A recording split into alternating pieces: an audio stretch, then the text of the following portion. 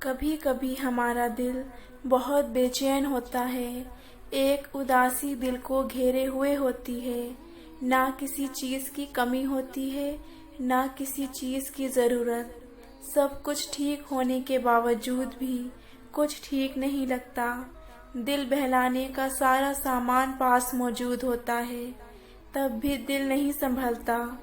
ایک عجیب سی کمی، عجیب سی تنہائی ہمیں چاروں طرف سے گھیر لیتی ہے۔ کبھی آپ نے سوچا ہے ایسا کیوں ہوتا ہے؟ کبھی ہم نے اس بے چینی کی وجہ ڈھونڈنے کی کوشش کی ہے؟ دوستوں، اس بے چینی کی وجہ کوئی دنیاوی کمی نہیں اور نہ اس کا تعلق ہمارے جسم سے ہے۔ اس بے چینی کا تعلق ہماری روح سے ہے۔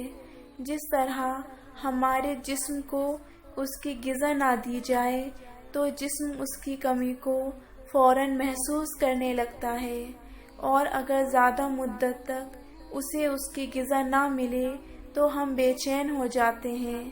ہماری ایک طرف ہیرے جواہرات رکھ دیے جائیں اور ایک طرف معمولی سی غذا رکھ دی جائے تو ہم بے شک ہیرے جواہرات کو دیکھے بغیر اس غذا کی طرف لپکیں گے جس کی ہمارے جسم کو اس وقت حد درجہ ضرورت ہے، کیونکہ وہ ہمارے جسم کی غذا ہے، اور اگر ہمارے جسم کو غذا نہ ملے تو وہ بے چین ہو جاتا ہے۔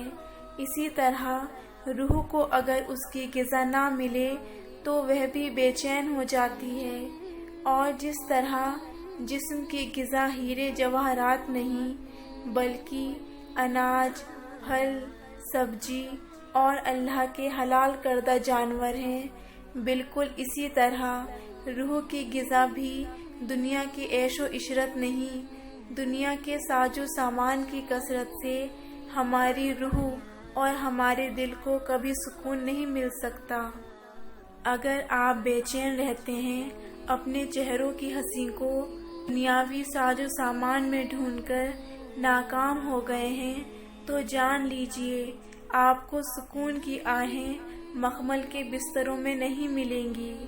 اللہ نے ہمارے دل اور روح کی غذا اپنی یاد کو بنایا ہے، اس لیے اگر آپ چاہتے ہیں کہ آپ کو زمین پر بچھی ہوئی چٹائی پر بھی مخمل کے بستر سے زیادہ سکون حاصل ہو، اگر آپ چاہتے ہیں کہ آپ کے پاس کچھ نہ ہو تب بھی آپ مکمل اور پرسکون ہوں، اگر پوری دنیا آپ کو چھوڑ دے تب بھی آپ خود کو اکیلا نہ سمجھیں، دنیا کا کوئی غم آپ کو غمگین نہ کر سکے، لوگوں کی دل آزاری آپ کے ماتھے پر شکن نہ لا سکے، تو اللہ کے ذکر اور اس کی یاد کو اپنے دل میں جگہ دے دیجیے۔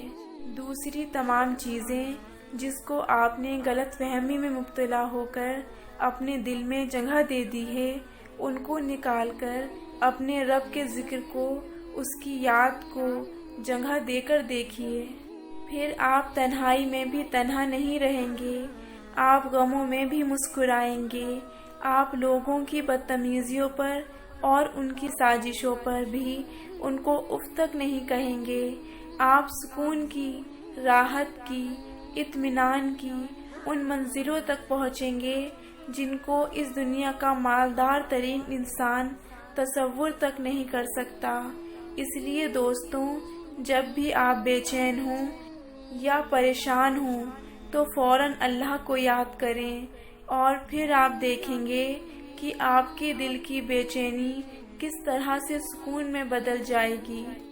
دل جسم میں تمام اعضاء کا بادشاہ ہے، اس کو ناراض مت کریں اور اللہ کے ذکر سے اس کو خوش رکھیں۔ الا بذکر اللہ تطمئن القلوب، یاد رکھیں اللہ کے ذکر سے ہی دلوں کو تسلی حاصل ہوتی ہے۔ اسی طرح کی اور ویڈیوز کے لیے میرے چینل کو سبسکرائب کرنا نہ بھولیں۔